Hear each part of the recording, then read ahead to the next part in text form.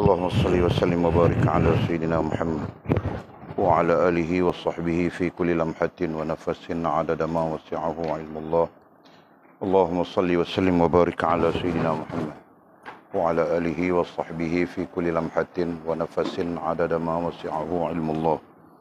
اللهم صل وسلم وبارك على سيدنا محمد وعلى آله وصحبه في كل لمحة ونفس عدد ما وسعه علم الله. Yang besar, panggil yang besar.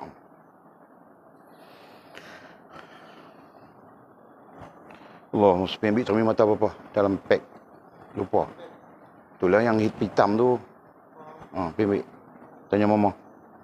Allahumma salli wa sallim wa barik ala sayyidina Muhammad wa ala alihi wa sahbihi fi kulli lamhatin wa nafasin adada ma wasi'ahu ilmullah. Bismillahirrahmanirrahim. Bismillahirrahmanirrahim. Bismillahirrahmanirrahim. وما لم يشاء لم يكن لا حول ولا قوة إلا بالله العلي العظيم لا حول ولا قوة إلا بالله العلي العظيم لا حول ولا قوة إلا بالله العلي العظيم.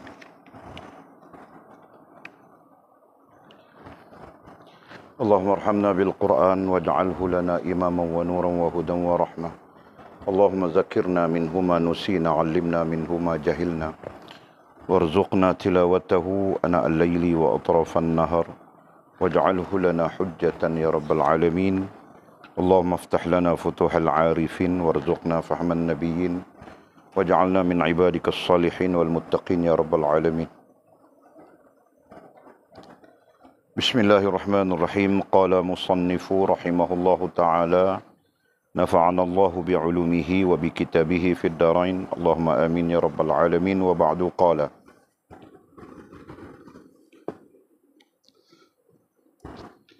mungkin di akhirat kelak jiran kamu itu ingin supaya ia berada di tempat kedudukan kamu dalam kehidupan dunia ini.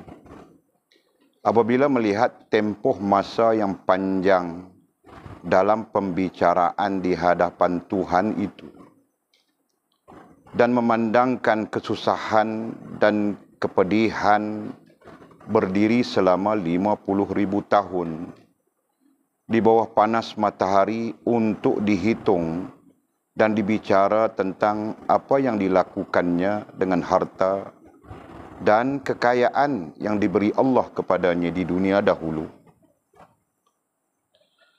Padahal sementara itu kamu dalam perlindungan Allah, makan, minum, berseronok dan bersukaria kerana disebabkan kamu sabar dalam menempuh kesusahan hidup di dunia ini sambil redha dengan ketentuan Allah dan menyesuaikan diri kamu dengan Allah. Dan kamu tidak dengki kepada orang lain kerana kelebihan yang diberi Allah daripada kehidupan di dunia ini. Semoga Allah menjadikan saya dan kamu berada dalam sabar dalam menempuh godaan dan perjuangan hidup di dunia ini dan bersyukur kepadanya kerana kurniaannya yang tidak terhingga kepada kita sekalian. Mudah-mudahan kita semua bertawakal kepada Allah, Tuhan bagi sekalian alam. Syarahan yang ke-38. Barang siapa menjalankan tugas-tugasnya dengan Allah secara ikhlas dan benar, maka ia tidak terpengaruh oleh apa sahaja selain Allah. Wahai manusia, janganlah menuntut apa yang kamu tidak ada. Bertauhidlah kepada Allah dan jangan sekutukan Dia dengan apa sahaja. Jadikanlah diri kamu matlamat, yakni target bagi anak panah takdir yang akan mengena diri kamu, bukan untuk membunuh tetapi untuk mencederakan. Barang siapa yang hancur kerana Allah akan menerima ganjaran dari Allah Subhanahu wa taala.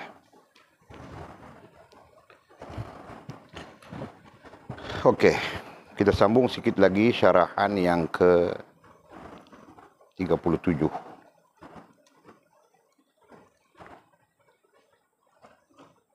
Kemarin kita berbincang tentang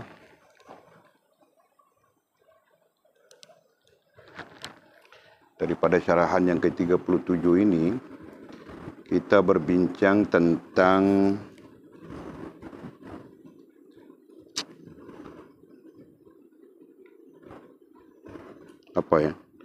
tentang hari perhitungan yang panjang, kan? Hari perhitungan, hari hisab, hari mizan. Nah, itu istilah tambahan yang mungkin kamu orang baru dengar itu. Nah, hari perhitungan itu merupakan hari hisab, hari mizan, sama saja. Mizan artinya timbangan, hisab artinya dikira, kan? Perhitungan juga dengan makna perkiraan. Nah, kita berbincang berkenaan dengan hari perhitungan itu merupakan hari yang panjang. Kemarin kita tidak dapat lagi gambaran panjangnya, tapi hari ini kita akan berjumpa dengan gambaran panjangnya hari perhitungan itu. Hari hisab itu, hari mizan itu. Dan kemarin juga kita membincangkan tentang orang-orang yang dikurniakan oleh Allah Subhanahu wa taala apapun yang dikurniakan oleh Allah Subhanahu wa taala dalam kehidupan dunia ini, termasuk harta benda ke, kesihatan ke, kekayaan ke dan sebagainya. Nah, semua itu akan dipersoalkan oleh Allah Subhanahu wa taala di hari akhirat kelak. Nah, jadi jika orang yang mempunyai banyak kurniaan Allah Subhanahu wa taala, maka berarti dia lebih banyak atau lebih panjang masanya untuk diperhitungkan oleh Allah Subhanahu wa taala. Begitu kurang lebih fahaman, kan? Berbanding dengan orang yang sedikit, mungkin sikit, maka perhitungannya juga sedikit. Nah, itu dari segi fahaman, ya kan? Apalagi orang yang hidup di dunianya serba sedikit, serba sederhana, perhitungannya pendek, apalagi dia sabar dan taat patuh kepada Allah Subhanahu wa taala. Berbanding orang yang mempunyai banyak kurniaan Allah Subhanahu wa taala, nah jika tidak digunakan menurut tuntutan Allah Subhanahu wa taala, maka dia akan melalui perhitungan yang panjang dan kepayahan yang panjang. Nah, ini satu hal yang kita perlu beriman, kerana hal ini termasuk di dalam beriman dengan hari akhirat. Nah, kita belum lagi menempuh istidlal, belum lagi menempuh dalil-dalil daripada Al-Quran maupun hadis Nabi SAW berkaitan dengan Yaumul Hisab, berkaitan dengan bukan Yaumul Hisab saja, berkaitan dengan hari akhirat, bagi memenuhi ataupun bagi menyempurnakan kefahaman kita berkaitan dengan beriman dengan hari akhirat itu. Nah, nanti kalau kita berjumpa dengan istidlalnya, kita belajar istidlalnya, kita akan dapati Masya Allah bahawa hari akhirat itu bukanlah hari yang kita tidak perlu rasa takut. Bukanlah hari yang kita tidak perlu rasa gerun. Bahkan hari akhirat itu adalah hari yang sangat ditakuti, digeruni. Bahkan baginda Nabi SAW pun gerun dengan hari akhirat. Para nabi-nabi pun gerun dengan hari akhirat. Nah, tinggal kita saja tidak gerun. Ya kan? Nah, mudah-mudahan pelajaran yang kita kutip dari kitab Futhul Ghaib ini ataupun pengajaran daripada Maulana Syekh Abdul Qadir Jailani rahimahullah ta'ala ini membantu kita untuk memperbetulkan, boleh saja kita sebut fahaman kita, boleh saja kita sebut keyakinan kita dalam hal-hal yang bersabit dengan hari akhirat. Okey. Sampai-sampai kita bincang kemarin, orang-orang yang mempunyai, orang-orang yang mendapat kurniaan Allah yang banyak di dunia, mungkin saja dia menyesal di hari akhirat kelak. Sebab menempuh perhitungan yang panjang. Kan? Masya Allah. Jadi kalau demikian, kenapa kita perlu berdengki? Kenapa kita perlu ada rasa dengki? Jangan tanya sekarang, saya tiada rasa dengki sekarang, Pak. Jangan tanya begitu, sehingga kita faham apa itu sifat dengki. Apa itu dengki, kan? Nah, sehingga kita faham itu. Dan apabila kita faham nanti, kita akan dapati sungguh ada sifat itu pada diri kita yang selama ini kita tidak pernah sedar. Okey? Nah, malam ini kita sambung kata musannif rahimahullahu ta'ala. Mungkin di akhirat kelak jiran kamu itu ingin supaya ia berada di tempat kedudukan kamu dalam kehidupan dunia. Nah, kita di sini di dunia ini miskin saja. Sederhana saja. Kan? Jadi ada lagi orang lain yang hebat kehidupannya. Kurniaan Allah SWT juga banyak kepada mereka. Nah, mereka kelihatan hebat saja di mata kita. Gitu kan? Nah, tetapi di akhirat kelak, kata musannif, kata syekh kita, kata mursyid kita, yang hakikatnya kata baginda Nabi SAW. Di akhirat kelak, jiran kamu itu, nah kita gunakan istilah jiran. Kemarin Walid syarah sudah. Jiran mungkin sahabat, mungkin teman. Nah, tidak semestinya jiran, kan? Nah, jiran itu gambaran saja. Mungkin di akhirat kelak jiran, ai sahabat, ai teman, kamu itu ingin supaya ia berada di tempat kedudukan kamu dalam kehidupan dunia. Nah, sampai di akhirat nanti dia pun menyesal. Mau saja dia, dia di kehidupan dunia mau sederhana, gitu kan? Tidak mau berlebih-lebih dan sebagainya.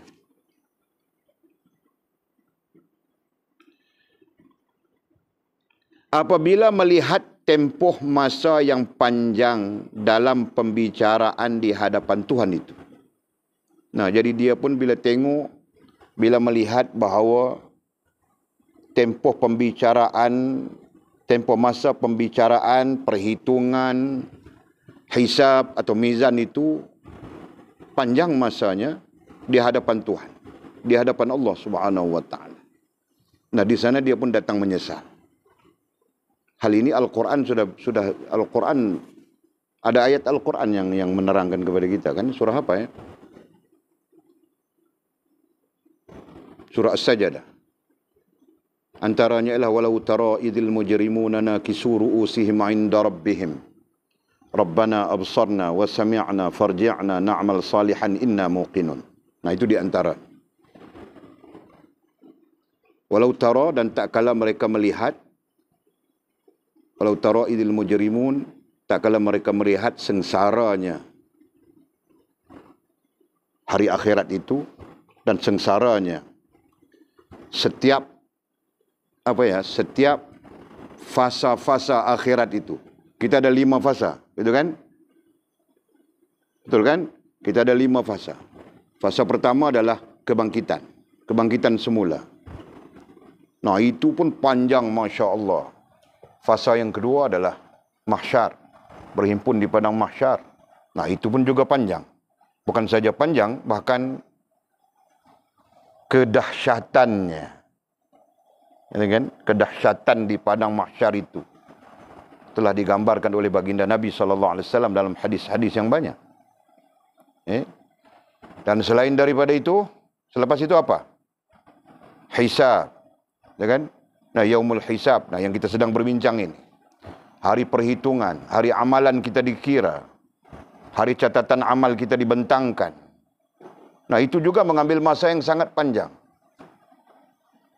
Nah, kemudian sirat. Nah, itu pun mengambil masa yang panjang berdasarkan kepada hadis-hadis baginda Nabi SAW. Rasanya kita berjumpa sudah di dalam kitab Tanbihul Ghafilin, ya kan? Hadis-hadisnya. Dan akhir sekali kita sama ada di syurga atau neraka. Na'udzubillah, mudah-mudahan kita terlepas daripada neraka Allah SWT.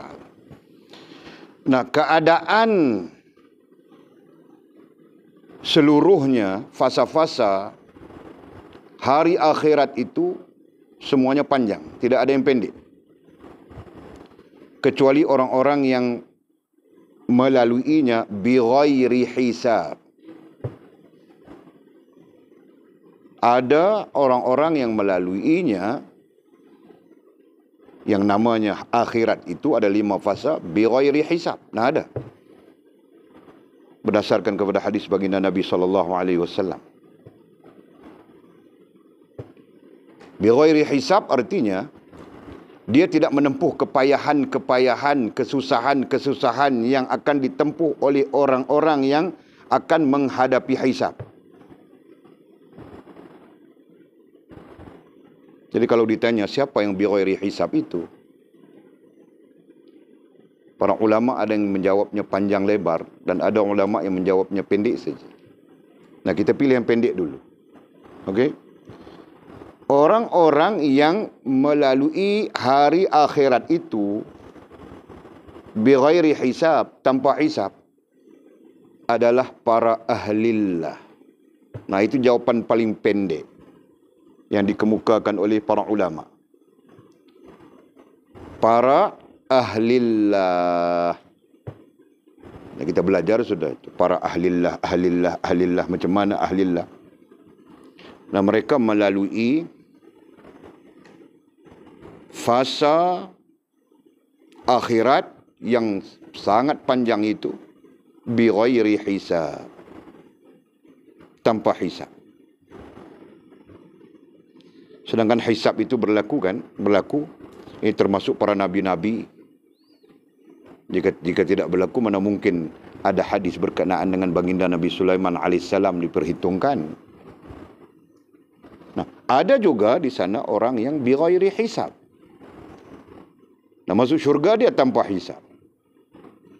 Berarti tanpa perhitungan apapun, tanpa kepayahan apapun. Ya kan? Nah, jadi siapa? Ada jawapan yang panjang daripada para ulama. Nah, boleh bilang nanti kita skip dulu yang itu, kita bincang kemudian. Nah, ulama menyebutnya para ahlillah. Nah, mereka masuk ke syurga Allah tanpa hisab. Nah, para ahlillah itu apa maknanya? Apa maknanya, Lina? Kita tiada mikrofon lagi. Semua orang sorok-sorok mikrofon sudah kah? Ha? Tak boleh pakai. Kacau. Nah, nanti Walid beli baru yang harganya 5,000. Nah, Walid mau setiap orang bercakap pakai mikrofon. Yang pakai mix system. Boleh pakai 16 mikrofon. Macam orang nyanyi-nyanyi itu kan. Tahu nyanyi-nyanyi? Yang ramai-ramai nyanyi itu kan. Itu pakai mix 16 mikrofon. Harganya 5,000. Speaker kita pasang 16 biji juga, Pak.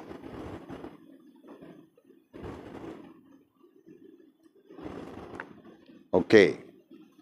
Nah, apa Lina tadi?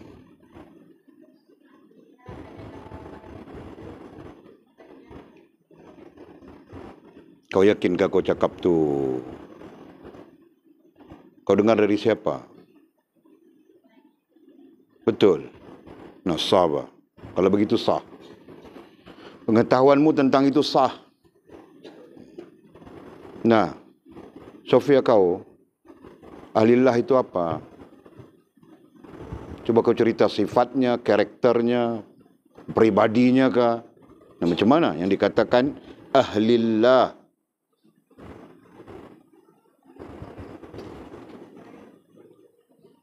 Tidak dengar, Pak. Kamu orang kalau jawab soalan saja semua perlahan-lahan saja.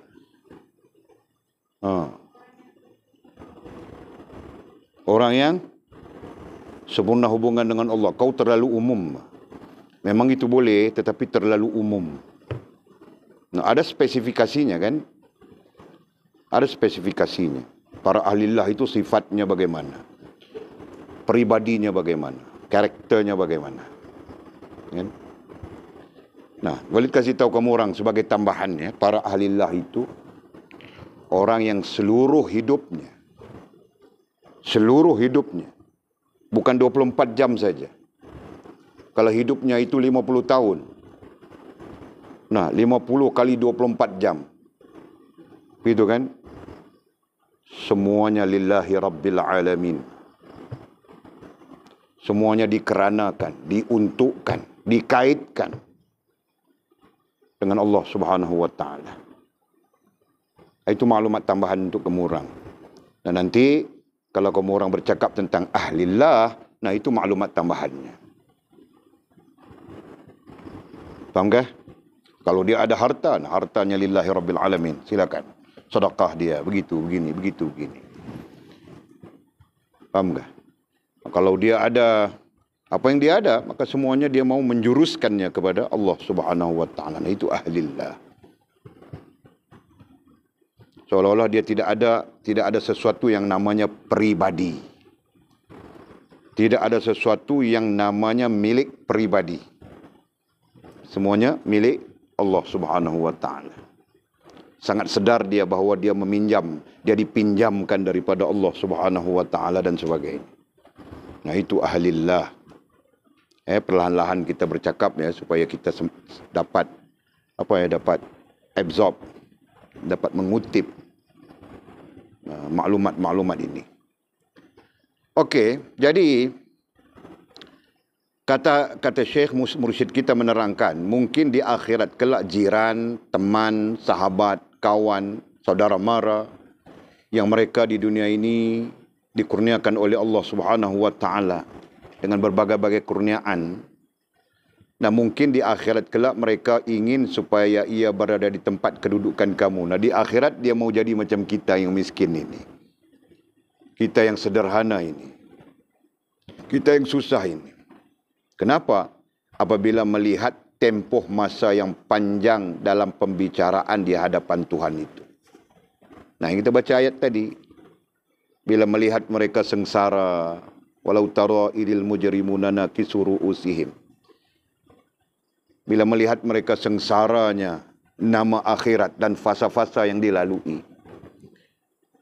Nanakisu ru'usihim, mereka menundukkan kepala mereka. Menundukkan kepala mereka sehingga mencecah buku lali mereka. Inda rabbihim, di sisi Tuhan. Inda rabbihim dengan makna takutnya mereka ketika itu. Nah, sekarang tidak takut. Tapi di depan Allah Subhanahu wa taala nanti ketakutan. Nah, ketakutan itu sampai tunduknya. Tunduk kerana takutnya itu kepala mencecah buku lali. Nanakisu ru'usihim 'inda rabbihim. Kenapa mereka tunduk sampai begitu sekali? Kenapa mereka takut sampai begitu sekali? Kerana mereka melihat sengsaranya. Sengsaranya fasa-fasa yang kita sebutkan tadi. Kerana mereka melalui sengsaranya fasa-fasa yang kita sebutkan tadi. Lalu mereka pun berdoa, minta kepada Allah, Rabbana absarna, wahai Tuhan kami, sungguh hari ini kami melihat. Wa sami'na, dan kami mendengar. Apa yang kami lihat, apa yang kami dengar? Nah, yang namanya sengsara itu, yang namanya kepayahan itu, yang namanya kesulitan itu, yang namanya masa yang panjang itu berkaitan dengan akhirat. Nah, kami lihat sudah. Farji'na, antarkanlah kami pulang ke dunia. Na'mal salihah, untuk kami buat amal yang baik. Nah, kalau dia mempunyai kurnia yang begitu banyak, tetapi tidak melakukan kebaikan dengan kurniaan, nah bagaimana dia mau menghadapinya? Ya kan? Allah. Inna muqinun, sungguhnya kami yakin. Nah, ketika itu baru dia yakin. Sebab itu kita diajar oleh baginda Nabi, oleh Al-Quran, oleh baginda Nabi dan oleh Syekh Mursyid kita ini. Nah, keyakinan itu dibina sekarang. Bukan nanti di akhirat di hadapan Allah Subhanahu wa taala pulang ke sana. Sekarang kita perlu membina keyakinan itu. Sekarang kita perlu membina rasa dan perasaan yang benar. Betul kan? Okey. Jadi ayatnya tadi kenapa Orang ini menginginkan jiran yang namanya jiran, sahabat, teman, saudara mara dan sebagainya yang mempunyai kurnia yang banyak itu. Kenapa dia menginginkan di akhirat nanti? Dia menginginkan seperti kehidupan atau kedudukan kita di dunia. Nah, katanya apabila melihat tempoh masa yang panjang dalam pembicaraan di hadapan Tuhan itu. Allah, ya Allah. Semua kita mau cerita kan? Itu, ini, itu, ini, itu, ini. Dan memandangkan kesusahan dan kepayahan berdiri selama 50,000 tahun. Allah, ya Allah, ya Rabbi.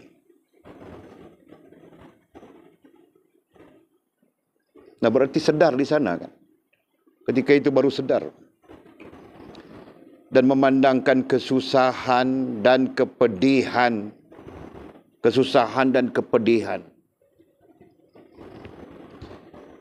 Berdiri selama 50,000 tahun di bawah panas matahari.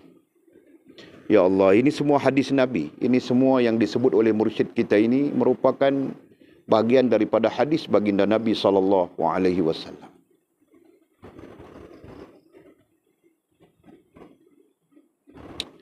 Dan memandangkan kesusahan, kita bilang tadi sudah, melalui fasa-fasa akhirat itu, dan kepedihan juga itu makna sengsara kan? Kepedihan itu dimaknakan juga dengan sengsara. Kepedihan ai sengsara.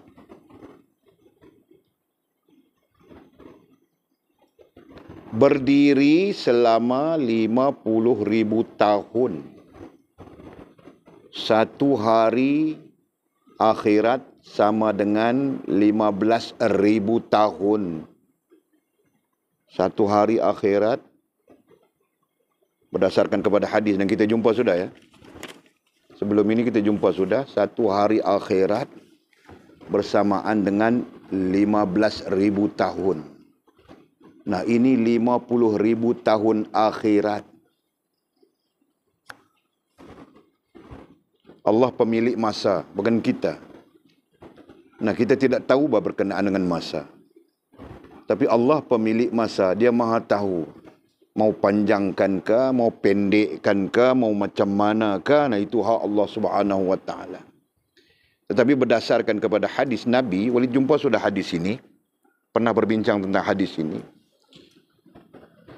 Berdiri selama 50,000 tahun. Nah, kami bertanya kepada Syekh, wahai Syekh, ya Syekh, 50,000 tahun itu hari duniakah atau hari akhirat? Jawab Syekh, berdasarkan kepada hadis katanya hari akhirat. Ini kerana Nabi tidak menyebutnya dunia. Nabi menyebut tentang akhirat. Nah, di sana berarti selama 50,000 tahun, 50,000 tahun itu adalah hari akhirat. Di mana 50,000 tahun hari akhirat, di mana satu hari akhirat sama dengan 15,000 tahun dunia. Panjangnya masa. Faham tak? Nah, bagaimana kalau 50,000 tahun akhirat dikali dengan 15,000 tahun dunia? Allah, ya Allah. Allahumma ighfir lana dhunubana ya Rabb. Allahumma ighfir lana dhunubana ya Rabb bi barakati Sayyidina Muhammad sallallahu alaihi wasallam.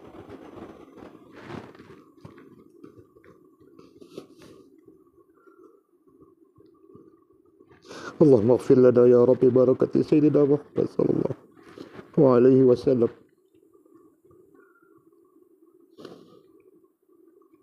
Allah, ya Allah.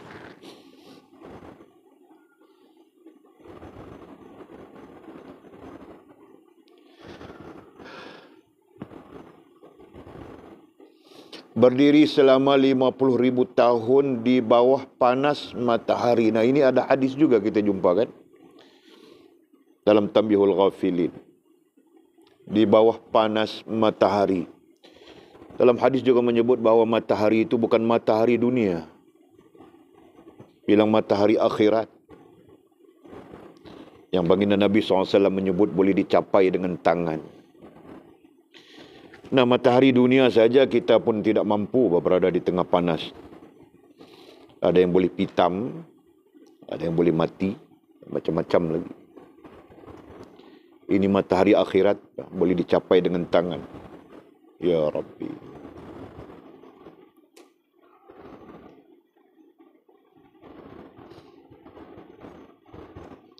Berdiri selama 50,000 tahun akhirat, bukan 50,000 tahun dunia ya. Kalau 50,000 tahun dunia pun kita tidak sampai. Berdiri selama 50,000 tahun di bawah panas matahari untuk dihitung. Ai dihisab. Untuk dihitung ai dihisab. Dan dibicarakan dan dibicara. Untuk dihitung ai dihisab. Dihisab itu artinya dikira kan? Dan dibicara. Dibicara itu disoal. Kau bikin apa? Kau buat apa dengan harta yang kami anugerahkan? Kau buat apa dengan nikmat yang kami beri kepada kau? Nah, itu maksudnya bicara. Kan? Sekian-sekian masa kami kasih kau umur. Apa kau buat? Kau buat begitu, kau buat begini, benda yang betul, bagus. Benda yang salah misalnya. Allah.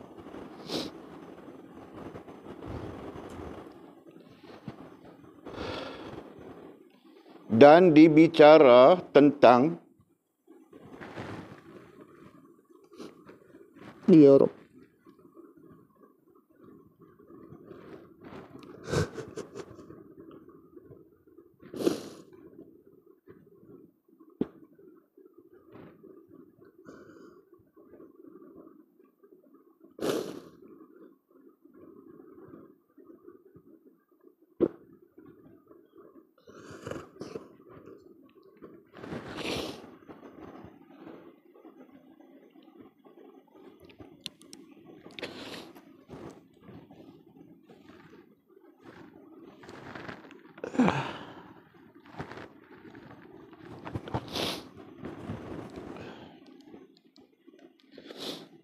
Dan dibicara tentang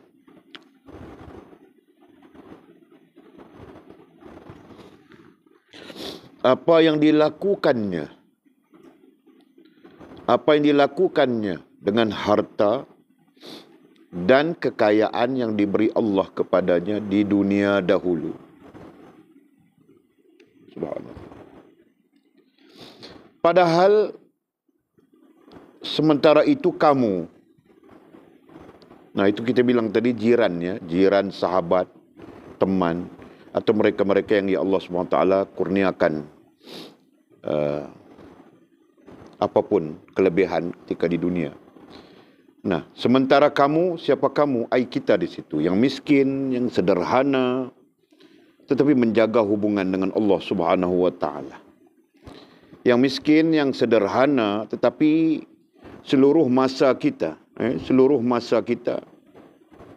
ataupun seluruh kehidupan kita berkhidmat kepada agama Allah Subhanahu wa taala. Nah, itu maksudnya. Sementara itu kamu dalam perlindungan Allah. Mereka yang dikurniakan banyak kurniaan ketika hidup di dunia, nah menghadapi kepayahan, sementara kita yang sederhana, miskin, sabar dalam kehidupan dunia ini. Nah, dalam perlindungan Allah. Makan, minum, berseronok dan bersukaria. Kerana disebabkan kamu sabar dalam menempuh kesusahan hidup di dunia ini. Sambil redha dengan ketentuan Allah. Dan menyesuaikan diri kamu dengan Allah. Nah, ini tidak bermaksud kita perlu tinggal dunia ya. Tidak bermaksud begitu. Lebih tepat untuk kita katakan adalah ayat yang di bawah sana. Nah, kalau kita miskin kita redha, kalau kita sederhana kita redha dengan ketentuan Allah dan menyesuaikan diri kamu dengan Allah. Nah, kamu orang making ayat itu. dan menyesuaikan diri kamu dengan Allah. Nah, itu yang penting.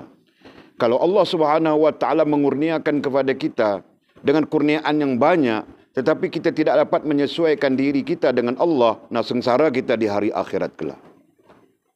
Sengsara kita.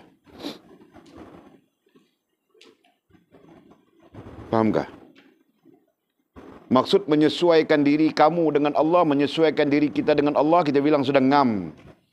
Ngam dengan syariatnya, ngam dengan iman, Islam dan ihsan, gitu kan?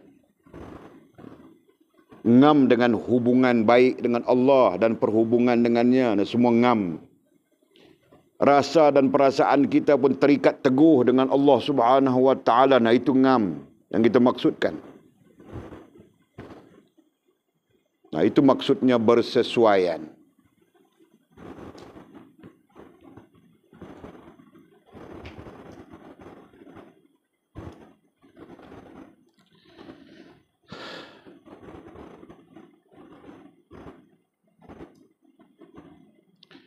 Padahal sementara itu kamu dalam perlindungan Allah.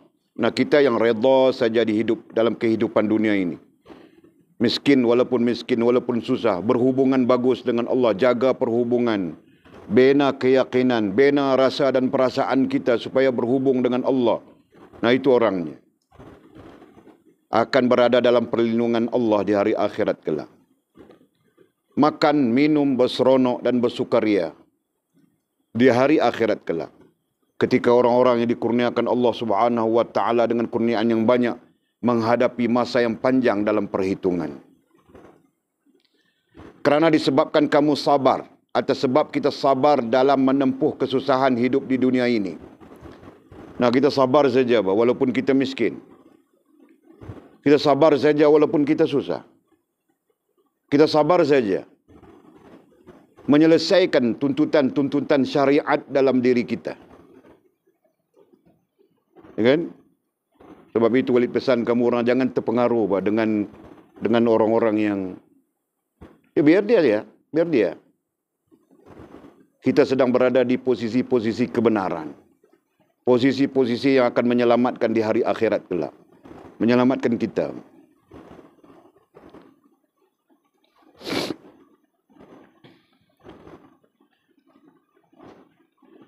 Sambil redha dengan ketentuan Allah. Nah, kita hidup sederhana di dunia sambil redha dengan ketentuan Allah. Bukan bermakna kita tidak bekerja, kita bekerja juga kan. Bukan bermakna kita tidak mencari, kita mencari juga. Tetapi kita lebih menjaga syariat Allah. Kita lebih menjaga hubungan kita dengan Allah Subhanahu wa taala. Nah, itu. Tidaklah bermaksud wah, kalau macam itu kita duduk dalam pondok saja, wah, jangan buat kerja, tidur saja, sembahyang tidur. Siapa ajar kita begitu? Nah, hal lain sama saja. Bedanya adalah kita menyesuaikan diri kita dengan Allah Subhanahu wa taala. Dan penyesuaian itu dilihat dari sudut yang Walid bilang tadi. Benar iman, benar Islam, benar ihsan, benar hubungan dan perhubungan dengan Allah, benar rasa dan perasaan kita dengan Allah Subhanahu wa taala. Nah, itu.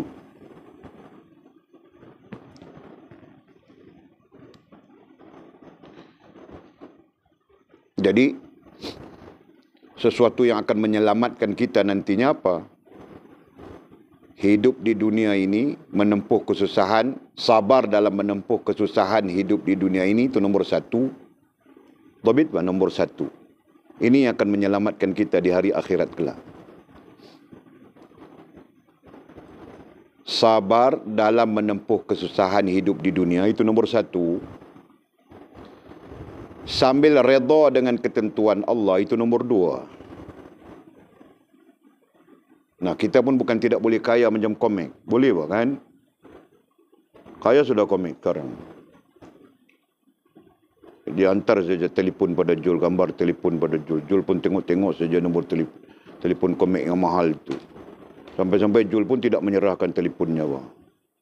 Diam saja. Serah sudah. Serah sudah gambar telefon. Walid kadang-kadang lupa cek. Serah pada siapa? Kau serah pada Ekal buat apa? Ha? Kau kasih Ekal main telefon kau kah? Ekal sudah serah dekat mama? Oh, belum serah lagi. Hari ni kah? Aku mau sebut saja kau pun serah, Aku tahu bah kamu orang. Nah, jadi komik selalu saja tunjuk ni telefon baru dia dekat Jul. Wah, kaya sudah dia. Jadi siapa yang terpengaruh dengan komik, silakan bah. Kami tidak mau bah.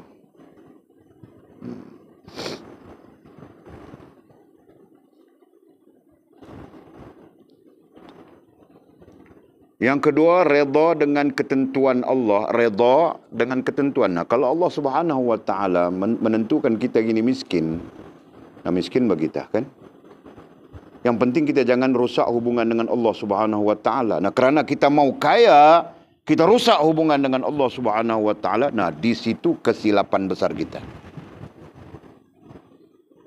Jadi biar miskin, asalkan aku tidak rusak hubungan dengan Allah. Nah, begitu. Kan? Dengan tidak menafikan ikhtiar. Nah, kau boleh ikhtiar bagaimanapun, tetapi jangan sampai merusakkan hubunganmu dengan Allah. Ya kan? Nah, ada orang kaya dia, banyak duit dia, hebat, mewah dia, tapi penuh dengan kezaliman, penipuan, penindasan dan sebagainya. Dan yang ketiganya apa? Dan menyesuaikan diri kamu dengan Allah. Nah, menyesuaikan. Artinya kita ini termasuk dalam termasuk dalam perkara-perkara yang perlu untuk kita selamat di hari akhirat kelak, di hari yang perhitungannya sangat panjang, pedih, kesusahan, masa yang begitu panjang. Nah, antaranya adalah menyesuaikan diri kamu dengan Allah. Yang ketiga, menyesuaikan, banyak kali kita bincang sudah. Belajar ngam dengan syariat Allah Subhanahu Wa Taala. Kerana mau ngam dengan syariat Allah Subhanahu Wa Taala perlu kepada mujahadah. Nah, tidak semua orang boleh ngam dengan syariat Allah. Betul kan? Mau pakai serban saja pun kadang-kadang susah kita. Walaupun itu bukan syariat, itu sunnah Nabi, sunnah saja. Betul kan? Apalagi mau tutup aurat bagus-bagus, elok-elok. Nah, susah. Betulkah? Nah, kamu orang berada di dalam persekitaran yang kita bina begitu. Kalau tidak persekitaran kita dibina begitu, nah semua orang susah, betul kan? Nanti kamu orang pulang siapa, kamu orang tahu sendiri, Pak. Duduk di sana, nah, mau pergi market beli sayur. Kau jalan pakai niqab, orang tengok saja kau atas bawah bilang, hantu kom-kom, bilang. Kau bilang apa? Ya kan? Nah, kau pergi sayur, nanti ada anak-anak kecil tengok saja. Mama, hantu. Faham tak? Jadi, kita mau ngam dengan, sekarang kita berusaha untuk apa? Menyesuaikan diri kita dengan Allah kan? Nah, jadi kita mau ngam itu macam mana? Semestinya kita mempunyai pegangan yang teguh, gitu kan? Nah, iman, Islam, ihsan kita di sana yang menjadi penyelamat kita. Jika tidak, pulang rumah saja kita menangis. Orang bilang ku hantu. Nah, besok kau buang. Satu. Akhir sekali kau pergi buat rambut ala-ala Jennifer Lopez.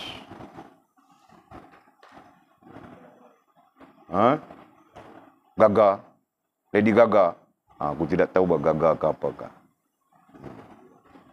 Paham kali nak? Jadi kita kita perlu apa? Perlu ngam. Istilah ngam itu sesuai bagi kita sebut dalam pembelajaran kita. Kita perlu mengajar, mendidik diri kita sesuai. Kau tinggal ilmu, kau pergi cari sesuatu yang luar daripada ilmu. Nah, itu ternyata kau tidak ngam dengan Allah, kerana Allah menyuruhmu menuntut ilmu. Nah, itu pertama-tamanya. Dan hari ini sesuatu yang dibimbangi oleh baginda Nabi kita sallallahu alaihi wasallam adalah umat meninggalkan ilmu. Itu antara selain daripada umat meninggalkan salat, umat meninggalkan ilmu, antara kebimbangan baginda Nabi kita sallallahu alaihi wasallam. Bila meninggal ilmu, jahil dia. Nah, apabila jahil, kita bincang sudah kemarin kan, apa maknanya jahil?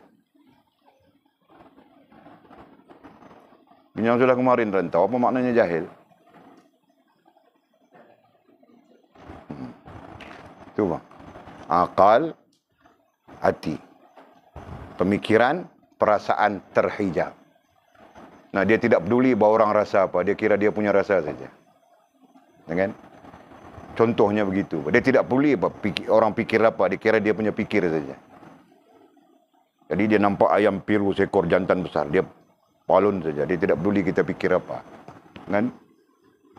Jadi sampai-sampai mungkin dia pikir, di tanganku milikku.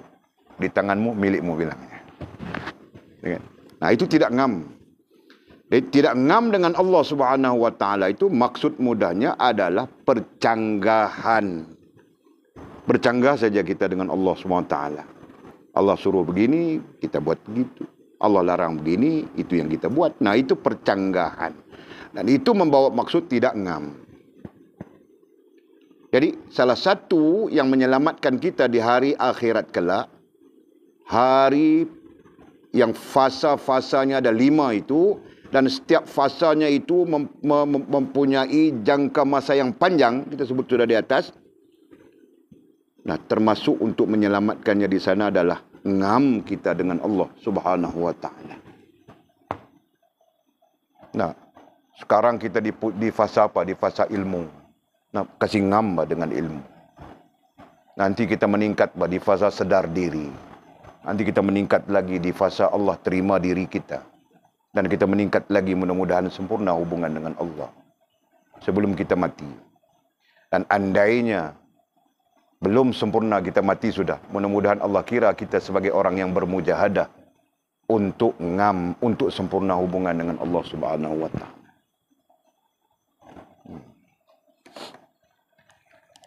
Okey. Dan kamu tidak dengki kepada orang lain. Nah, jadi 3 perkara itu untuk menyelamatkan, 3 perkara. Dan yang lain-lain itu sifat. Sifat untuk kita ngam dengan Allah. Dan kamu tidak dengki kepada orang lain. Kamu tidak dengki, nah, itu sifat untuk kita ngam. Untuk menyesuaikan diri dengan Allah Subhanahu wa taala. Jangan ada dengki. Nah, itu maksudnya. Dan kamu tidak dengki kepada orang lain kerana kelebihan ai kurniaan, ai pemberian. Nah, itu terserah kita. Kerana kelebihan ai kurniaan yang diberi Allah daripada kehidupan dunia ini. Nah, kita tidak dengki. Allah mau kasih orang itu macam mana, Allah mau kasih orang ini macam mana. Nah, kita tidak dengki. Kan? Allah Subhanahu wa taala kasih masih Ija ada anak seorang, baby. Nah, kita mau dengki kah? Syukur alhamdulillah, kan? Nah, bertambah seorang umat baginda Nabi Muhammad sallallahu alaihi wasallam. Jadi Walid ajar mamamu doa menziarahi orang bersalin, orang baru bersalin. Kamu orang baca apa? Apa doa yang kamu orang baca? Nah, kamu orang pergi ziarah tadi. Jadi pergi berziarah begitu saja. Ngabis kopi teh dia. Adik, kamu orang buat apa? Nanti kami mau ziarah pula, Pak. Kami mau ziarah anak tu. Anak itu suku kita kan? Suku lelaki. Betul kan? Ada doanya, Pak. Nanti belajar. Okey. Jadi kita tidak perlu dengki. Biarlah orang mau kaya kah, orang mau apa kah, macam mana kah. Kita jangan dengki. Biar kita macam kita. Nah, Walid pun belajar juga hal ini. Dulu pun Walid pikir mau kaya juga. Tapi tidak kaya-kaya. Macam Tun Dr. Mahathir juga, Pak. Dia bilang tidak kaya-kaya.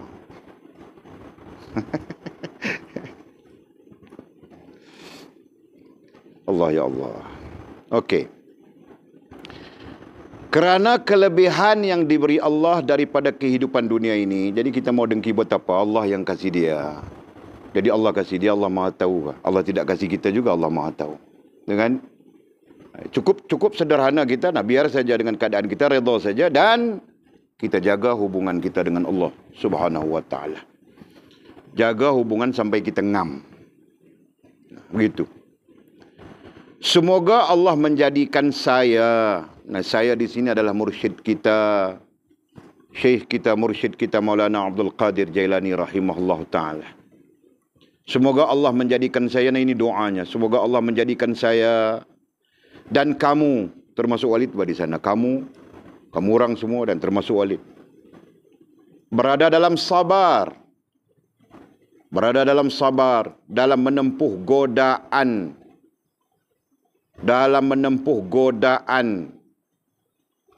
godaan ya bilang di sini. Godaan itu apa?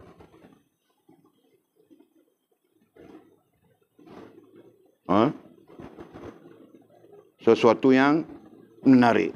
Good. Godaan artinya sesuatu yang menarik. Itu literal lah, paling mudah. Ada lagi makna lebih halus lagi yang Walid belajar ya, Walid mau share dengan kamu orang. Godaan itu maknanya sesuatu yang boleh membeli harga diri kita. Nah, itu seorang kamu orang tidak pernah dengar. Nah, oleh karena Walid dengar, nah Walid riwayatkan kepada kamu orang. Yang dimaksudkan godaan itu adalah sesuatu yang boleh membeli, menukar harga diri kita. Nah, itu bilang godaan.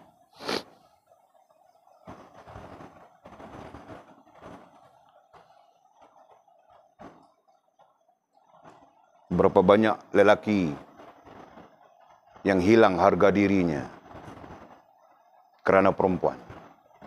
Berapa banyak perempuan yang hilang harga dirinya kerana lelaki. Faham ke?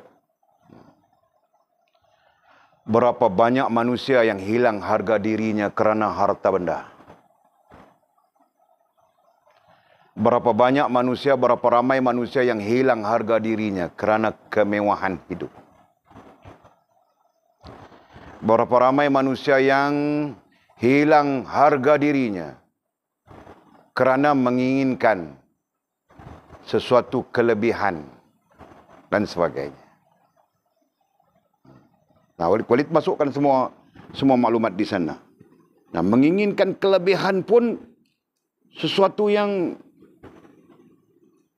godaan juga kan? Nah, mau jadi wali lah, mau jadi keramat lah, mau jadi itulah, mau jadi inilah. Kenapa?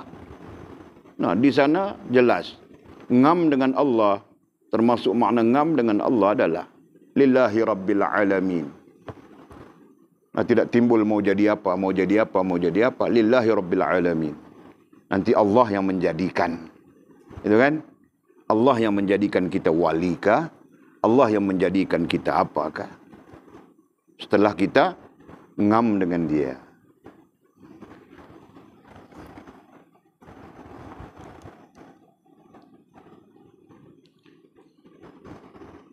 Semoga Allah menjadikan saya dan kamu, amin ya rabbal alamin, berada dalam sabar, menempuh godaan. Nah, makna godaan dhabit sudah kah? Dan perjuangan hidup di dunia ini. Dan perjuangan. Perjuangan apa maknanya? Mujahadah itu bahasa Arab. Mujahadah bahasa Arab diterjemah kepada Melayu perjuangan. Nah, bahasa Melayu juga dengan makna sungguh-sungguh. Nah, itu kan perjuangan. Nah, Walid spesifik saja. Perjuangan itu apa?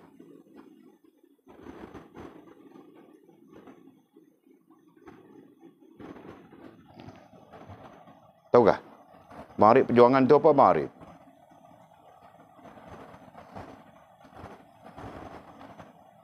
Tiada siapa yang tahu? Siapa yang tahu?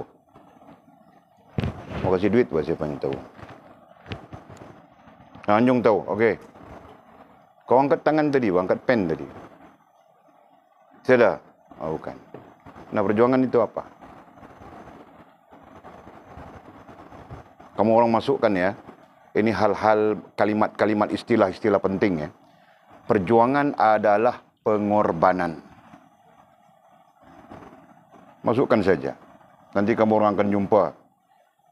Perjuangan adalah pengorbanan. Pengorbanan adalah kau memberikan tanpa kau menuntut balasan.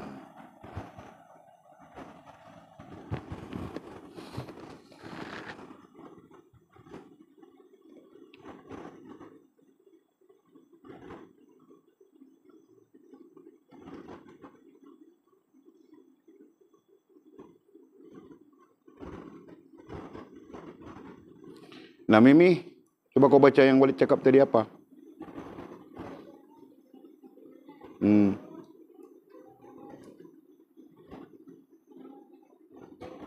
Kau sendiri tulis, bah. Kau sendiri tidak dapat baca dengan betul. Apa ini?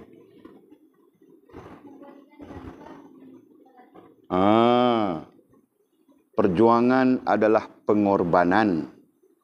Pengorbanan adalah memberikan sesuatu tanpa menuntut balasan. Nah, itu pengorbanan. Paham tak? Jadi kalau kau memberikan sesuatu, contohnya kau memberikan masamu beribadat di malam hari, nah kau menuntut syurga, nah itu bukan pengorbanan. Ya kan? Kau tidak menuntut itu. Jadi, lillahi rabbil alamin. Itu contohnya, paham kah? Jadi, dan apa itu? Dan kamu berada dalam sabar menempuh godaan dan perjuangan. Nah, yang Walid bilang tadi, I-nya adalah pengorbanan. Ya kan? Kamu sabar menempuh perjuangan hidup di dunia. Jadi perjuangan hidup di dunia. Hidup dunia juga perlu pengorbanan kan? Kalau kau tidak berkorban, kau mau hidup macam mana? Nah, kita korban saja kepentingan diri kita. Kita kaitkan dia dengan berkhidmat kepada agama Allah Subhanahu wa taala. Beralasankan baginda Nabi kita sallallahu alaihi wasallam begitu kan? Nah, kalau Walid tidak korbankan apa ini hidup dunia. Nah, Walid sekarang Walid membeli kapal Equanimity. Aku pun tidak tahu mau sebut nama kapal itu. Aku beli kapal itu, berada di atas kapal itu sudah. Harganya berapa juta? Berapa juta, Arif? Lupa sudah. Kapal yang kontroversi. Jadi fitnah kepada orang itu, jadi fitnah kepada orang ini, jadi fitnah kepada orang itu, jadi fitnah kepada orang ini. Rupa-rupanya milik orang yang memfitnah. Itu kapal itu. Nah, Walid hidup di atas kapal, bah. Belayar sana, belayar. Imajinasi saja itu. Ya. Tapi kerana perjuangan hidup di dunia, nah perjuangan itu kita terkait dengan pengorbanan. Nah, setiap orang perlu melalui pengorbanan, betul kah? Nah, Jul korbankan masanya. Bang Jul kita korbankan masanya datang belajar, Pak. Walaupun sebenarnya dia terikat sudah dengan anak Pamik On Simpang 3 itu.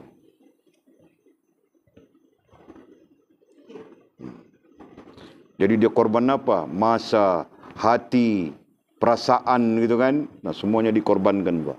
Untuk ilmu. Sekarang komik menggoda-goda dia pula.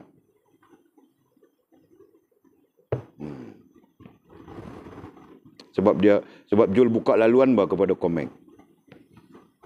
Kalau Walid, orang yang boleh mengheret kita kepada mengarut sesat, Walid tidak mahu, Pak. Kamu orang pikir Walid pun tidak ada orang yang mengarutkah? Ada saja orang ajak pergi mancing di Thailand, memancing di Phuket sana. Walid tahu, bah, memancing itu sehari saja, 3 hari merapu. Walid tidak mahu. Berarti Walid pun berdepan dengan godaan yang pelbagai juga, kan? Okey. Jadi pengorbanan, korban, bah. Kamu orang sekarang sedang korbankan masa. Nah, Walid contohkan Bang Jul kita tadi, nah dia korbankan masa. Kalau ikut dia sekarang jadi apa pun tidak tahu, bah. Mungkin dia jadi toke besar, bah. Toke besarkah, tokan besarkah, Walid pun tidak tahu. Kan? Nah, korban dia masa. Lillahi Rabbil Alamin, datang menuntut ilmu. Dengar saja Walid bebel-bebel, marah-marah, begini, kan? Mudah-mudahan Allah memberi rahmat kepada kau Jul. InsyaAllah dengan izin Allah Subhanahu Wa Taala. Nah, begitu juga Anjung. Anjung pun korban juga apa dia? Meninggalkan tanah tumpah darahnya. Datang dia ke sini dengan niat, dia bukan datang niat menuntut ilmu, bah. Dia dipaksa oleh Ustaz Nazri mau tumbuk dia, bah, kan? Gitu. Nah, yang penting kita semua berada di dalam pengorbanan. Kita pun mau syok juga, kan? Kita pun ada rasa mau enjoy juga, bah. Malam ini kita dangdut, esok kita disco, lusa kita pergi, bilang apa itu? Berpoya-poya gitu, kan? Kita pun mau juga, bah, ada syok. Nah, kita korbankan semua itu. Keinginan kita yang begitu, kita korban semuanya. Betul kan? Faham kan? Nah, kita duduk di satu majlis namanya ilmu, satu majlis namanya zikrullah. Itu termasuk korban, termasuk pengorbanan. Jelas kan? Pengorbanan yang pertama yang manusia perlu lakukan adalah masa. Pengorbanan yang kedua adalah tenaga. Pengorbanan yang ketiga adalah harta benda. Paham enggak? Nah, Al-Quran yang bilang begitu. Jadi kalau kau tidak boleh, nah nanti kalau tidak boleh datang dari belakang. Kalau tidak boleh harta bendamu mau dikorbankan, nah korbankan tenagamu. Kalau tenagamu tidak boleh dikorbankan, nah korbankan masamu. Nah begitu. Itu dituntut oleh Allah SWT. Apa dalilnya? Ya ayyuhalladzina amanu hal adullukum ala tijaratin tunjikum min azabin alim tu'minuna billahi wa rasulih wa tujahiduna fi sabilillahi bi amwalikum wa anfusikum. Allah sebut dalam Quran begitu. Amwal, harta benda. Anfusikum, diri. Yang diri itu yang Allah bilang masa dan tenaga. Nah, yang dituntut kepada kita adalah masa dan tenaga. Kemudian baru harta benda. Nah, sekarang kau tidak boleh, harta benda boleh, tidak boleh. Masa tidak boleh, tenaga tidak boleh. Nah, nanti kau tidak ngam dengan Allah Subhanahu Wa Taala dan kau akan rugi di hari akhirat kelak. Nah, jelas sudah makna perjuangan. Dan bersyukur kepadanya. Allah. Ini doa ya. Ini doa. Kita masih lagi di klausa doa mursyid kita, Maulana Abdul Qadir Jalani rahimahullah ta'ala. Dan bersyukur kepadanya, dengan bersyukur kepadanya ay Allah. Bersyukur kepadanya ay Allah kerana kurniaannya yang tidak terhingga kepada kita sekalian. Nah, di sini pengaruh sedar diri. Pengaruh sedar diri itu penting. Nah, di mana pengaruh sedar diri itu? Kurniaannya yang tidak terhingga kepada kita. Nah, di situ pengaruh sedar diri. Berarti kita sedar diri kita bahawa Allah Subhanahu Wa Taala telah mengurniakan kepada kita dengan kurniaan yang tidak terhingga. Nah, itu.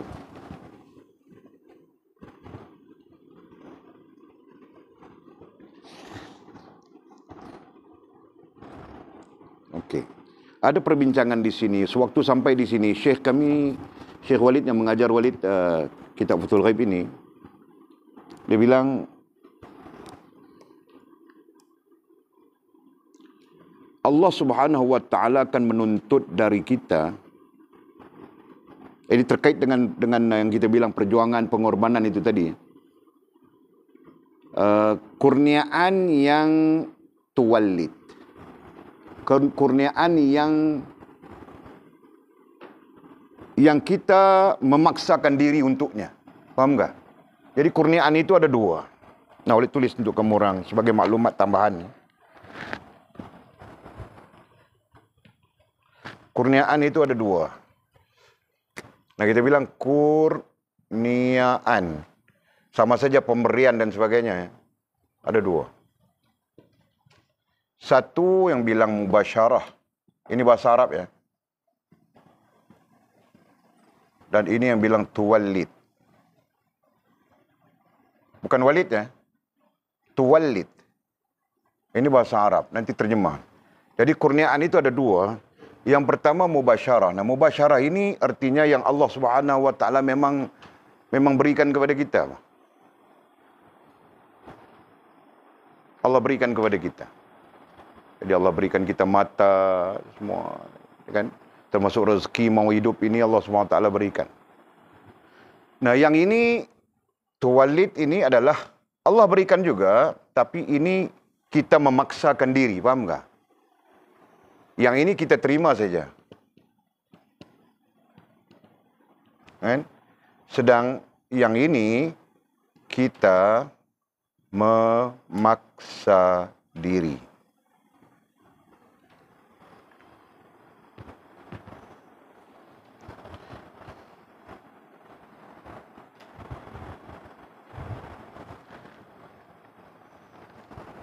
Itu sebagai maklumat, nanti kita bincang panjang lagi ke depan.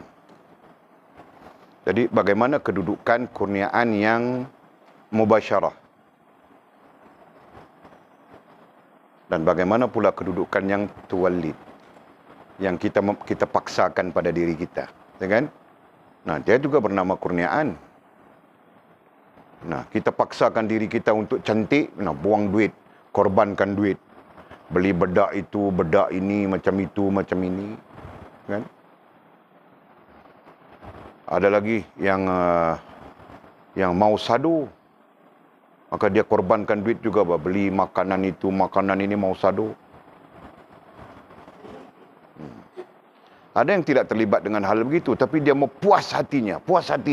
Nah, dia pun korbankan duitnya, masanya, begitu, begini, membeli itu, membeli ini, barang itu, barang ini. Mau puaskan hatinya. Nah, itu satu bentuk. Ya kan? Ini kita detailkan. Jadi ada yang mubasyarah dan ada yang tuwallid. Jadi kita paham dulu. Mubasyarah artinya sesuatu yang kita boleh tulis apa? Kita terima. Kita terima kan? Nah, Allah berikan kepada kita, kita terima. Mubasyarah. Dan ada lagi yang tuwallid yang kita paksakan. Nah, yang kita paksakan inilah selalunya merosakkan kita. Apabila dapat, nah kita bangga-bangga saja, hebat, rasa hebat. Apabila tidak dapat, nah kita akan menyalahkan Allah Subhanahu wa taala dan sebagainya. Nah, dalam arti kata mudah, yang ini sering membinasakan. Yang tuwallid ini sering membinasakan.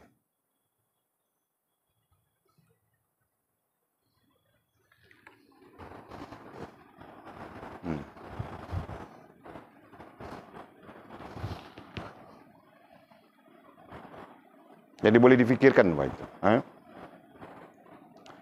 Ada sudah si Budin Ketot mau dengan Fas ni. Minta mau menikah dengan Fas. Fas tidak mau juga Dia paksakan dirinya mau juga dengan Bashir Ahmad. Bilang Bashir Ahmad itu macam Shahrukh Khan lah. Hidung tinggi lah, begitulah, beginilah. Budin Ketot itu dia ketot Nah, ketika Fas memaksakan dirinya mau kepada Budin Ketot, ketika itu Fas mengorbankan. Paham tak? Fas akan melakukan pengorbanan. Mesti ada pengorbanannya. Nah, pengorbanan itulah yang akan disoal oleh Allah SWT. Yang Walid katakan tadi, yang Syekh Walid bilang tadi, membawa kepada kebinasaan. Paham tak?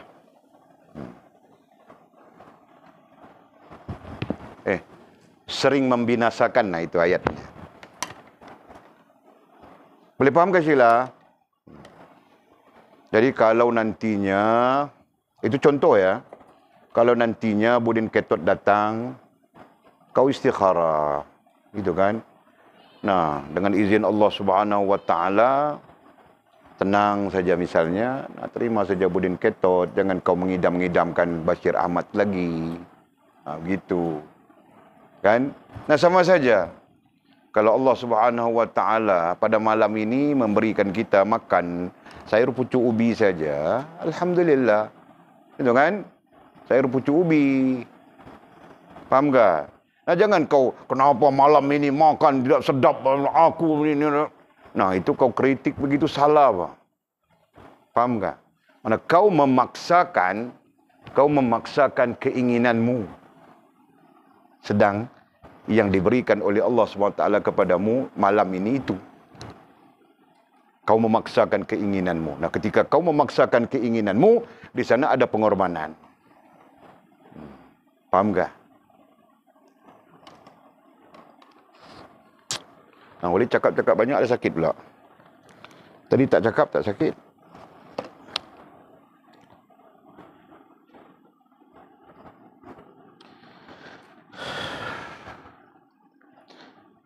Mana boleh ulang ayatnya. Semoga Allah menjadikan saya dan kamu berada dalam sabar, menempuh godaan dan perjuangan hidup di dunia ini dan bersyukur kepadanya kerana kurniaannya yang tidak terhingga kepada kita sekalian. Sungguh betul, benar, kurniaan Allah Subhanahu wa taala kepada kita sesungguhnya tidak terhingga. Maka sebab itu datang nas, datang dalil. Wa in ta'uddu ni'matallah la tuhsuha. Jika kamu mau menghitung, mengira nikmat Allah yang ada padamu, la tuhsuha, nescaya kau tidak akan berhasil. Nescaya kamu tidak akan berhasil. Nah, maksudnya kalau dalam bahasa muda, kau pakai kalkulator yang berapa digit sekalipun, kau tidak mampu mengira nikmat Allah Subhanahu wa taala kepadamu. Allah, ya Allah. Lepas itu kita mau menuntut-nuntut yang lain. Kan? Nikmat yang Allah kasih kita sekian yang tidak terhingga ini pun kita tidak mampu mensyukurinya dengan benar. Nah, kemudian kita menuntut-nuntut mau yang lain, mau jadi gitu, mau jadi begini, mau jadi apa? Mau jadi apa itu? Fairy tale lah. Kan? Mau jadi fairy tale, mau jadi crown princess, mau jadi sweetheart, mau jadi macam-macam, Mbak. Nah, jangan memadai dengan apa yang ada begitu. Okey, mudah-mudahan katanya, mudah-mudahan kita semua bertawakal kepada Allah. Nah, tawakal, mudah-mudahan ini termasuk doanya ya. Mudah-mudahan kita semua bertawakal kepada Allah. Amin ya rabbal alamin. Nah, bertawakal itu apa? Tawakal dengan makna tunggal apa? Berhubungan yang baik, berhubungan yang bagus dengan Allah SWT. Nah, itu maksudnya. Mudah-mudahan kita semua bertawakal kepada Allah. Bertawakal ay berhubungan kepada Allah SWT. Tuhan bagi sekalian alam, karena dialah Tuhan bagi sekalian alam. Nah, benalah hubungan dengannya, bentuklah hubungan dengannya, perbaikilah hubungan dengannya, elokkanlah hubungan dengannya. Nah, begitu maksudnya. Dan itulah tawakal. Karena hubungan yang baik dengan Allah Subhanahu wa taala mudah-mudahan menjadi keselamatan, menjadi penyelamat kita di hari akhirat, yang fasanya ada 5, yang masanya begitu panjang tidak terhitung oleh kita. Allahu Akbar, ya Allah. Mudah-mudahan Allah mengampunkan kita. Nah, di sini siapa yang ada pertanyaan? Setakat itu dulu, siapa yang ada pertanyaan?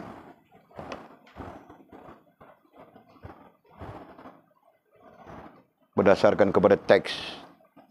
Nah, ada pertanyaan kah?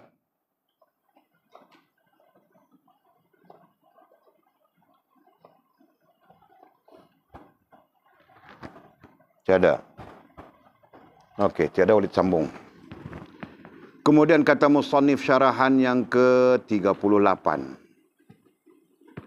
Barang siapa menjalankan tugas-tugasnya dengan Allah secara ikhlas dan benar. Barang siapa menjalankan tugas-tugasnya dengan Allah. Nah, makin itu perkataan.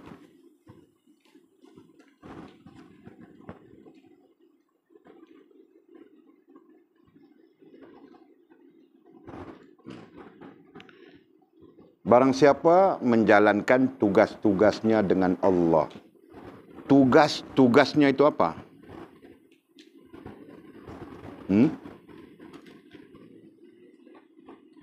Responsibility. Tanggung jawab.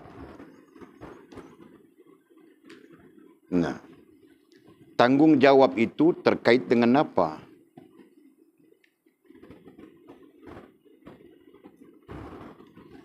Walid tidak pernah meninggalkan dasar ya yang kamu orang belajar.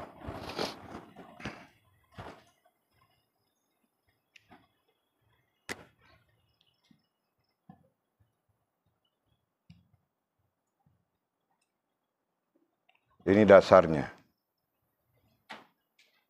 Kan?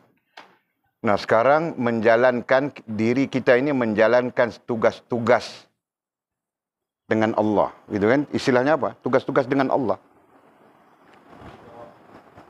Tugas-tugas, dia bilang kan? Nah, tugas-tugasnya dengan Allah. Nah, tanggung jawab. Diri kita menjalankan tugas-tugas dengan Allah. Nah, tanggung jawab. Itu gunakan perkataan tanggung jawab tadi. Kan? Nah, tanggung jawab itu berada di dalam agama.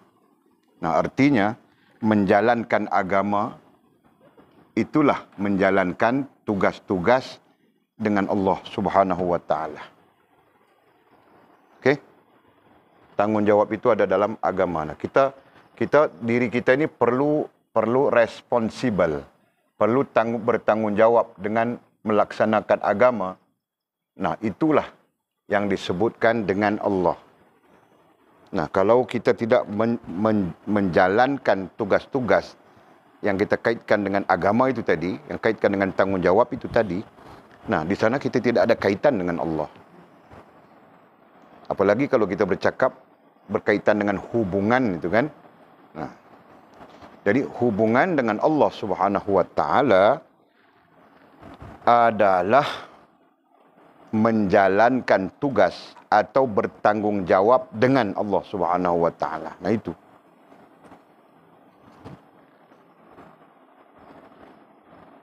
Jadi barang siapa menjalankan tugas-tugasnya, tanggung jawab. Nah, tanggung jawab itu ada di mana? Ada di agama. Kan? Di agama. Nah, bila ada di agama, kamu orang belajar sudah semuanya. Bila agama, apa lagi? Apa yang berada di bawah agama?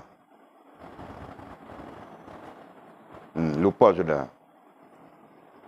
Buka Fathur Rahman, muka surat 8, 9, 10. Nah, yang berada di bawah agama itu.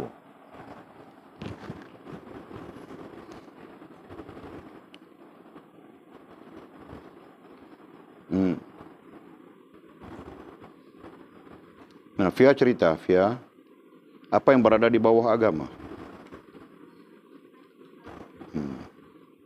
Itulah yang berada di bawah agama. Ya kan? Nah, berarti kau perlu bertanggung jawab terhadap iman, Islam dan ihsan. Nah, itu tugasmu. Itu tugas kita. Selama mana kau tidak selesai urusan iman, Islam dan ihsan, nah urusan berarti di sana ada 3 perkara. Nah, terkait semua yang kamu orang belajar sudah. Selama mana kita tidak menyelesaikan urusan di sini kan, keluar dari sini ada 3. Iman, Islam, ihsan.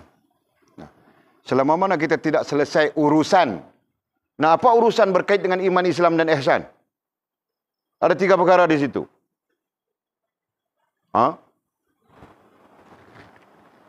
Apa urusannya? Apa dia? Nah, itu bukan urusan, itu perkara. Urusan artinya sesuatu yang kita perlu buat. Nah, sesuatu yang kita perlu buat, sesuatu yang kita perlu cari, sesuatu yang kita perlu bentuk, ini dibilang urusan. Ada 3 di situ. 1, 2, 3. Nah, apa? Cari. Itu kamu orang baca ke tiada ni. Walid menunggu-nunggu saja 2 tahun sudah. Tidak ada seorang pun di antara kamu orang datang, Walid, saya mau tanya tentang ini. Saya mau tanya tentang itu. Di mana nih? Di Fathur Rahman ini, Asasul Usul ini. Tiada apa.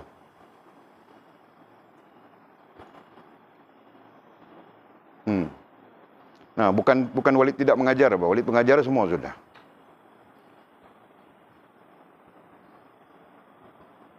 Apa? Cari sampai jumpa, apa? Tiada jumpa malam ni kita duduk di sini saja, jangan makan. Apa Mizi?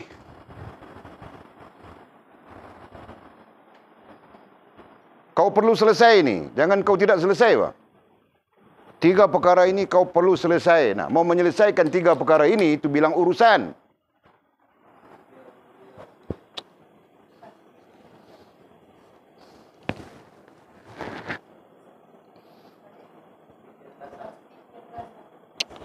Itu proses.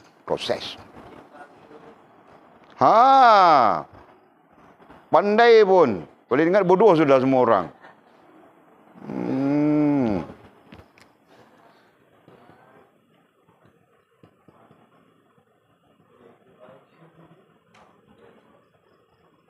Ajar sudah kah? Faham dulu. Faham, yakin, syuhud. Betul. Pandai Wah Mizi. Boleh menikah sudah dia.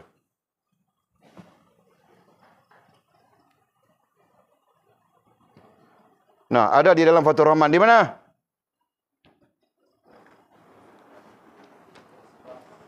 Sudah kuajar semuanya. Aduh.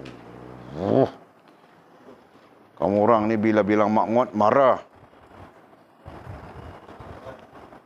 Marah makan nasi banyak juga. Orang marah jangan makan, Pak.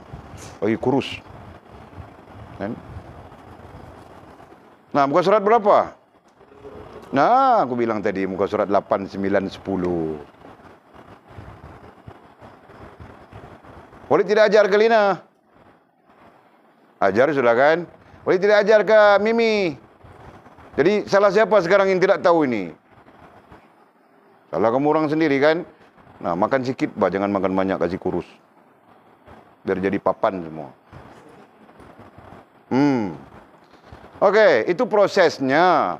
Jadi selama mana kita tidak selesai ini, bermakna ini juga tidak selesai. Apabila ini tidak selesai, bermakna tanggungjawab dengan Allah Subhanahu wa taala tidak selesai.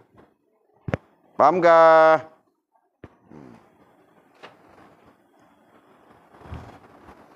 Nanti kamu orang mau mengajar orang balik pun macam itulah juga. Tidak orang pening, Pak. Aku tidak beriman lagi kah? Bilangnya. Aku tidak Islam lagi kah? Tapi dia main nombor ekor. Dia minum arak. Nah, kau mau terang macam mana? Nah, itu penting. Faham, yakin, syuhud. Nah, soal iman, kita perlu faham, perlu yakin, perlu syuhud.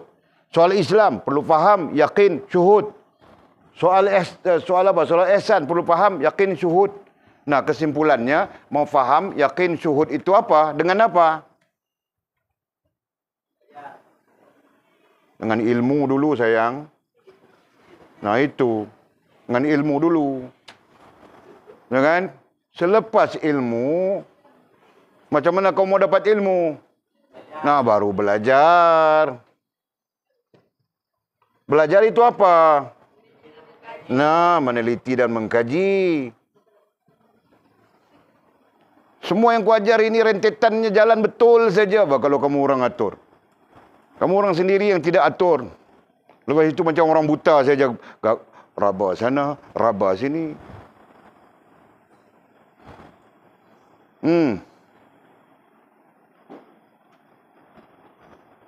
Nampak sudah? Cantum-cantumkan. Aduh. Walid juga nak kena cantum itu, nak kena cantum ini. Baik Walid yang suap makan kamu orang, Pak. Nganga macam burung je. Masuk. Kan? Besar-besar semua sudah. Kalau darjah 1-2 mungkin Walid boleh pusing telinga saja. Okey. Barang siapa menjalankan tugas-tugasnya, nah tanggungjawab bilang sudah tadi, dengan Allah. Dengan Allah ya. Kita bukan jalankan tanggungjawab kita untuk sesiapa, kerana sesiapa. Kamu orang datang mengaji kerana siapa? Nah, tahu sudah kerana Allah. Nah, itu kita menjalankan tugas dengan Allah. Itu maksudnya. Nah, nanti kau tidur kerana Allah. Nah, itu menjalankan tugas dengan Allah. Begitulah kiasan-kiasan yang lain. Secara ikhlas dan benar. Secara ikhlas dan benar.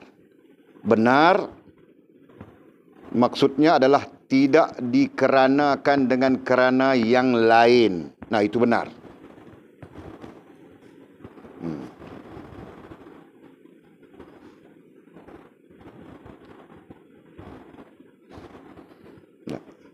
Kalau kita bincangkan kaitan syarahan yang ke-38 pendek ini dengan dengki, sangat terkait.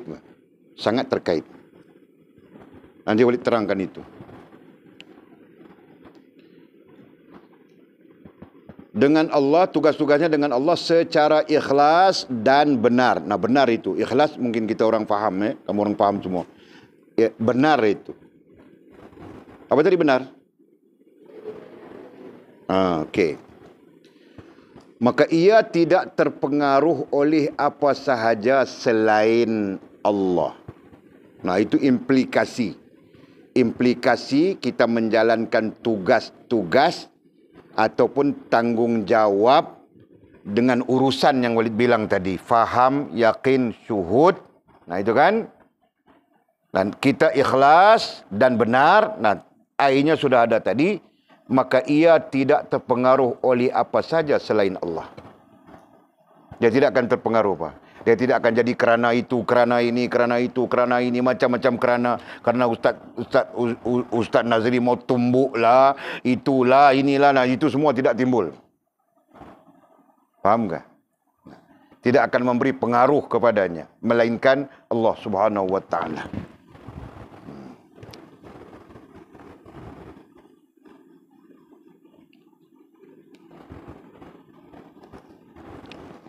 Boleh fahamkah? Bang Jul boleh fahamkah Bang Jul? Bang Jul kasih faham elok Bang Jul. Pak Mi'un tu alim juga orangnya.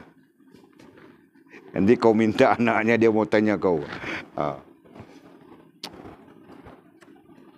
Okey, barang siapa menjalankan tugasnya, tanggungjawabnya dengan Allah secara ikhlas dan benar, maka ia tidak terpengaruh oleh apa saja selain Allah. Ia tidak terpengaruh,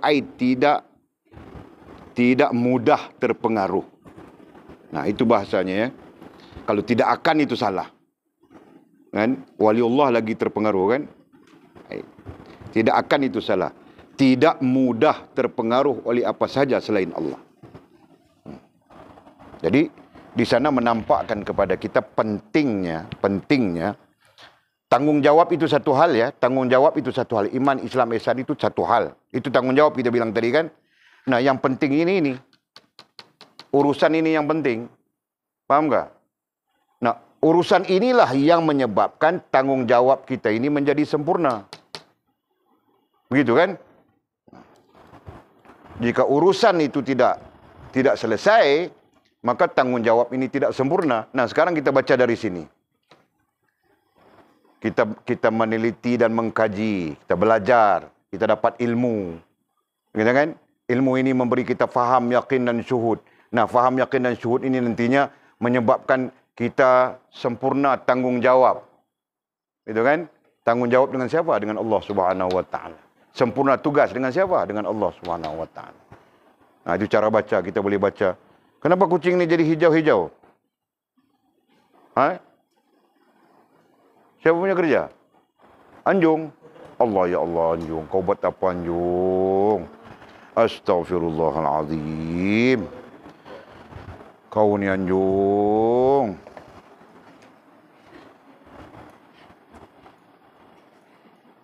Anjung punya kerja apa? Kau kena bertaubat Anjung. Kau menzalimi makhluk Allah tu. Aduh. Sudah apa? Perhati-hati bawa cik. Nanti kambing pun dia conting-conting muka juga. Ha? Iyalah. Dia mau memaksakan gitu kan.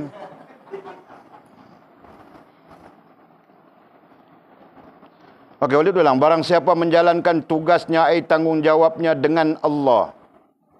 Itu strukturnya Walid tunjuk ya. Secara ikhlas dan benar, maka ia tidak terpengaruh oleh apa saja selain Allah. Nah, pengaruh ini, pengaruh yang masuk ke dalam diri kita, pengaruh selain daripada Allah, adalah kerana kita tidak selesai di sini. Faham tak? Jelas tak? Nah, pengaruh yang lain, nah dia masuk saja dalam diri kita.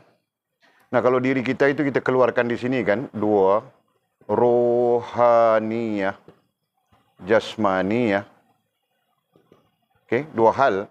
Nah, pengaruh itu akan mempengaruhi kedua-dua hal ini sekiranya kita tidak selesai di sini, di urusan itu. Boleh faham tak? Kita tidak faham, kita tidak yakin, kita tidak syuhud. Nah, di sana pengaruh yang lain akan mempengaruhi kita. Nah, jika kita faham, berkaitan dengan siapa kita bercakap ini? Berkaitan dengan Allah kan? Nah, kita faham Allah, kita yakin Allah, kita syuhud dengan Allah Subhanahu wa taala. Nah, tidak ada yang akan mempengaruhi kita selain daripada Allah Subhanahu wa taala, dan di situ akan menyebabkan terjadinya lillahi rabbil alamin tanpa dipaksa. Jelas kan? Ini mau solat pun kau paksakan lillahi rabbil alamin. Padahal orang sedang tengok kau, kau pun sedar orang tengah tengok kau ni jadi bagus-bagus saja berdiri. Baca pun auzubillahi minasyaitan, bersedap-sedap mau baca kan, walaupun sangkut-sangkut kan. Boleh faham tak contoh itu? Boleh faham tak? Jadi banyak yang akan mempengaruhi kita. Boleh nampak tak? Kamu orang boleh nampak, kau boleh cakap.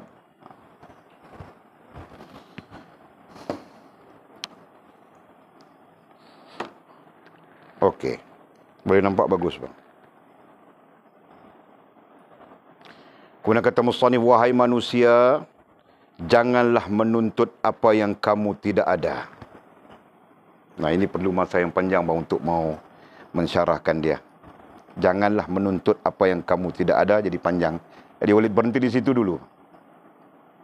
Nanti kita sambung wahai manusia. Kemudian kata musannif, wallahu a'lam.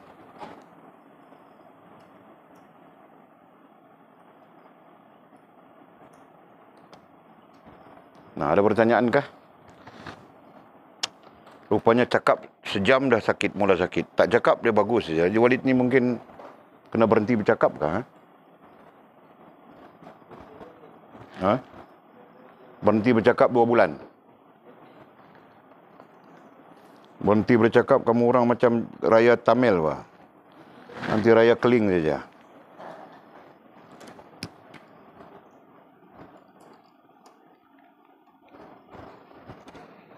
Okey, ada pertanyaan tiada? Ya, silakan. Kaitan dengan tuwallid, okey.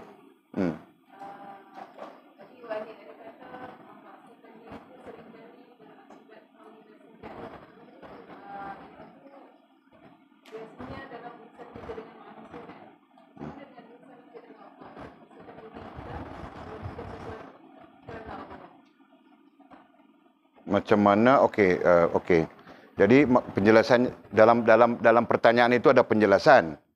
Penjelasannya tadi dalam hal-hal yang tuwallid, yakni kita memaksakan diri kita, yang membinasakan ini adalah urusan manusia dengan manusia. Macam tu sebutan tadi. Macam mana pula dalam urusan kita dengan Allah SWT, gitu kan? Nah, cantik, soalan yang sangat bagus.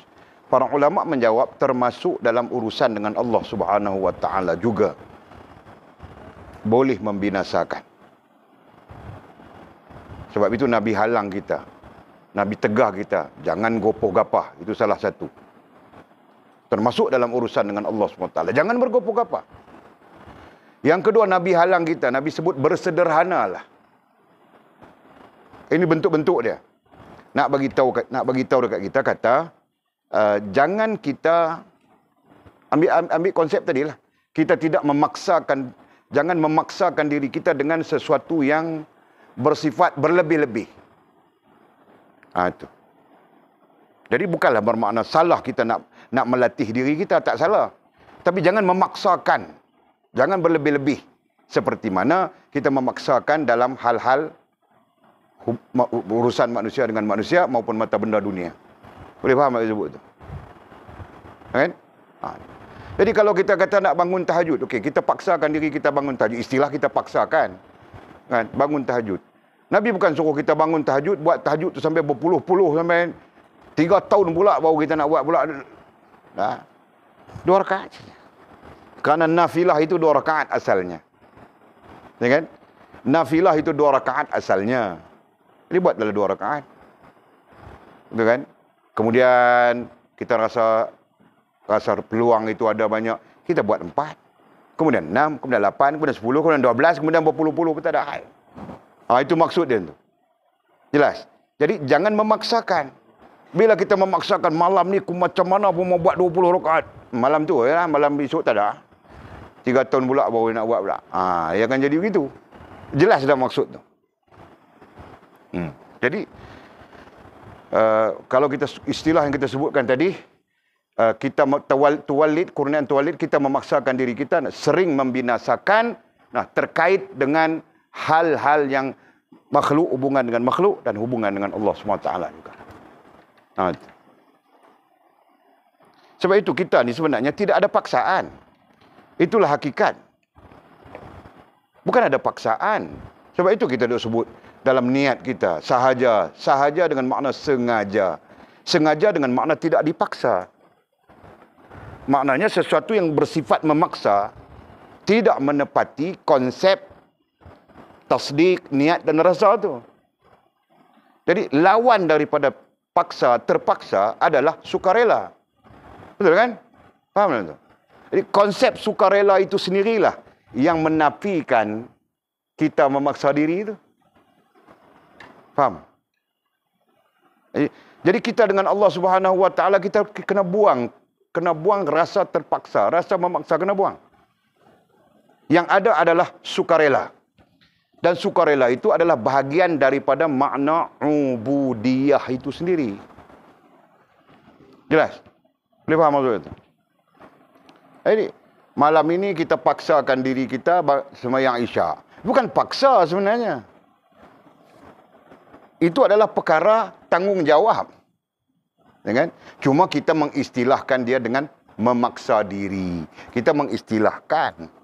Hakikatnya, kalau kita buat dengan terpaksa, tidak memberi makna apa-apa. Kan? Sebab itulah kita didatangkan dengan makna sengaja, sahaja. Sahaja, sengaja. Dalam setiap amal yang syar'i. Setiap amal yang syar'i dan qat'i dalam konteks ibadah. Itu.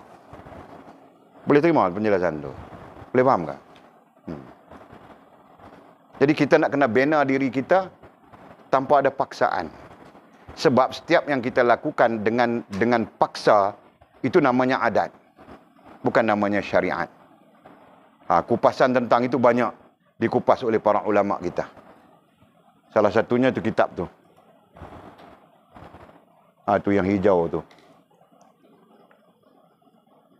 Syarah Al-Waraqat.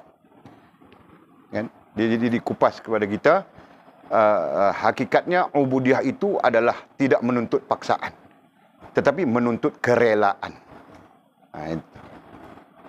Clear? Jadi maklumat yang ni kita tulis ni sebagai asasnya untuk kita berbincang ke depan. Ke depan ni kita nak bincang mulai kitab Fathul Ghaib panjang lagi. So maklumat ini sila catat, sila tulis. Maklumat apa? Maklumat tentang kurniaan, mubasyarah, tuwalid ni, jadi sila catatkan supaya nanti kita senang berbincang. Okey. Dan siapa tadi mau tanya lagi tadi?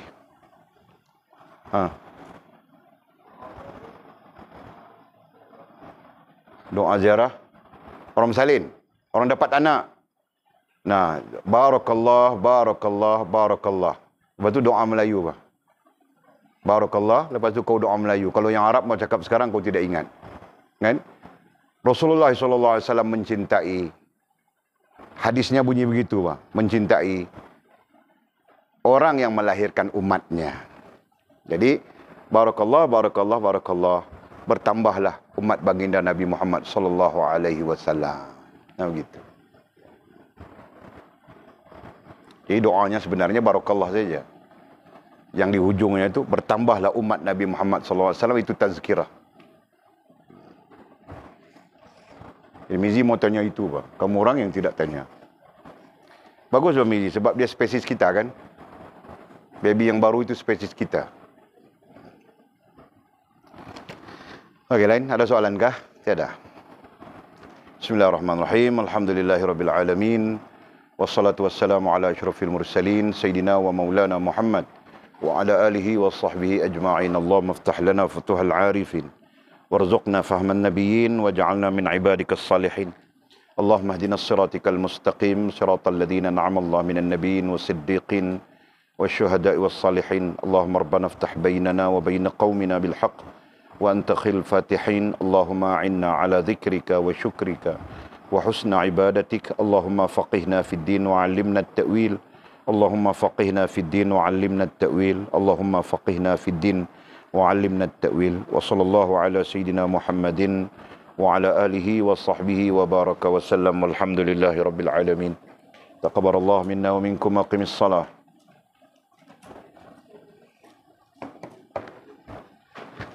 استغفر